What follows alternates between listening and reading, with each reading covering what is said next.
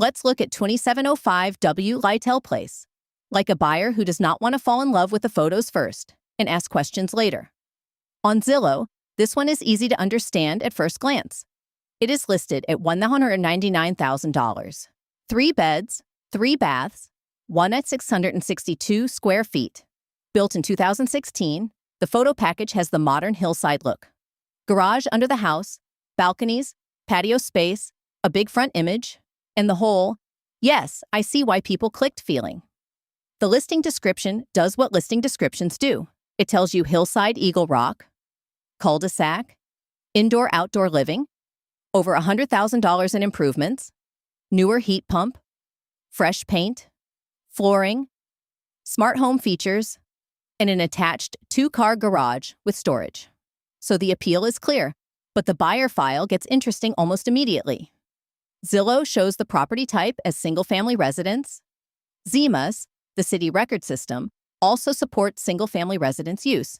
So this is not the same ownership story as a detached condo file. But then the Zillow facts section adds one little line that changes the question. Common walls with other units or homes. 2+ common walls. That does not make the property bad. It does not make the listing wrong. It just means the buyer file cannot stop at single-family residence. Now the document question becomes, what do those common walls mean for title, insurance, maintenance, neighbor interface, appraisal, and sold comps? This is the kind of detail buyers usually notice too late. It is small on screen, but it can be big in the documents. Now the public records are not fighting the main listing facts. ZEMAS shows the site address as 2705 W Lytelle Place, APN 5477302-2009, zoning R11 HCR, and the assessor use code as residential single-family residence. ZEMAS also shows the assessor building data as 2016 construction, 1 unit, 3 bedrooms, 3 bathrooms, and 1,662 square feet. So on the basics, the listing and city records line up pretty well. That is actually what makes the open question sharper. The issue is not, does the square footage match? The issue is, if the public and listing facts say single family, but the Zillow facts also say 2+ common walls, how should a buyer understand that in the title file, insurance quote, and comp set? That is not a verdict. That is the buyer file doing its job. Now let's talk monthly cost because the list price is not the monthly cost. Zillow's public tax history shows 2025 property taxes at about $12,947 with a tax assessment around $1,041.39. A simple California buyer context estimate at 1.25% of the $199 million list price comes out closer to $14,999.88 a year, or about $149 a month. That is not tax advice. It is not a quote. It is the reason the seller's public tax bill should not be treated as the buyer's future monthly number. And Zillow does not show a monthly HOA amount here. It shows TOS. HOI. That sounds simpler than a condo file, but because the facts section mentions common walls, the buyer still wants document context. If there is no HOA, are there recorded maintenance agreements, party wall agreements, easements, insurance requirements, shared driveway or exterior responsibilities? The product value here is not pretending we know the answer from Zillow. It is turning that unknown into a specific document request. The LADBES permit file adds another layer. The permit table includes a 2016 certificate of occupancy row for a new single-family dwelling with attached basement garage. That lines up with the 2016 build story. But the permit file is not just one clean row. It also shows retaining wall and grading rows tied to the original build history. It shows a fire sprinkler permit. It shows 2021 garage sub-panel work, a 2023 EVS circuit, and a 2026 HVAC changeout. Then there is a 2022 grading application for addition and new pool spa context.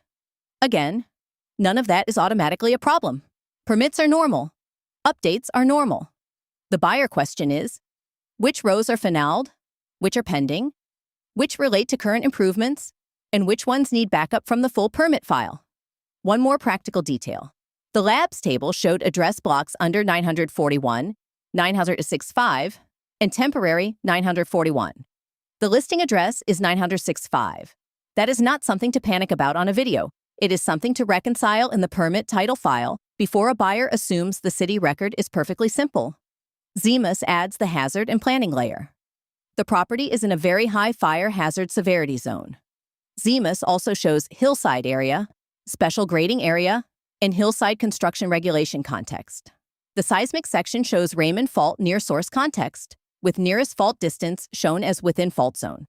It also shows Alquist Priolo, fault zone as no, landslide as no, liquefaction as no, and flood zone as outside flood zone in the city record. That is a lot of layers, but the interpretation stays careful. We are not saying insurance will be expensive. We are not saying financing will be a problem.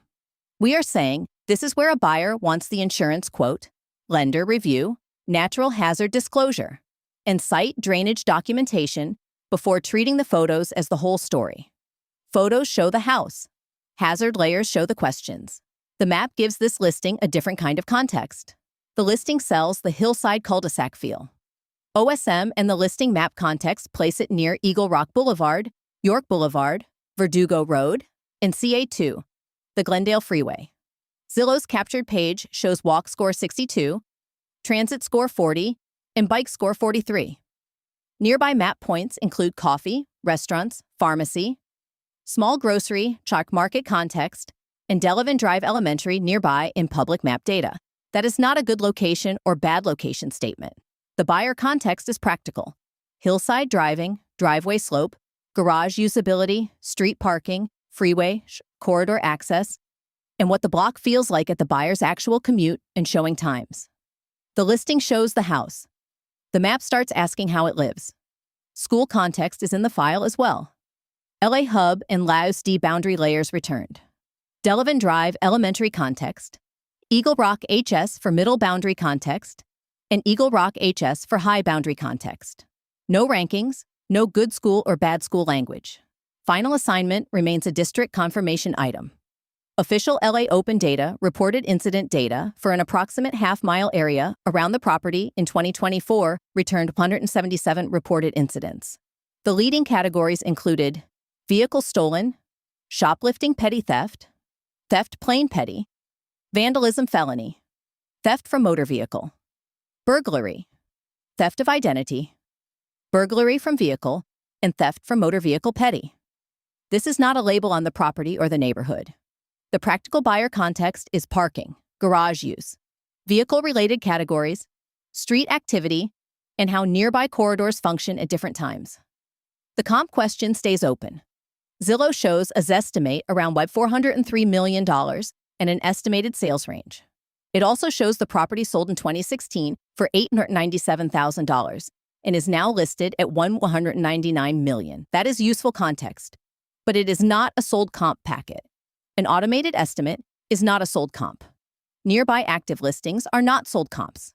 For this one, the real comp file would need recent closed MLS sales with similar hillside SFR context, similar square footage, garage, condition, common wall treatment, slope, and location. That is the pricing question I would keep open. So the story here is not a yes or no answer. The story is, this looks like a polished 2016 hillside home, and the public file adds more questions than the Zillow Photos answer. Single-family residence, but 2+ common walls.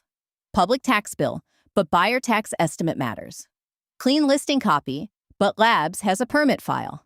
Pretty hillside photos, but ZEMAS has fire, hillside, grading, and fault near source layers.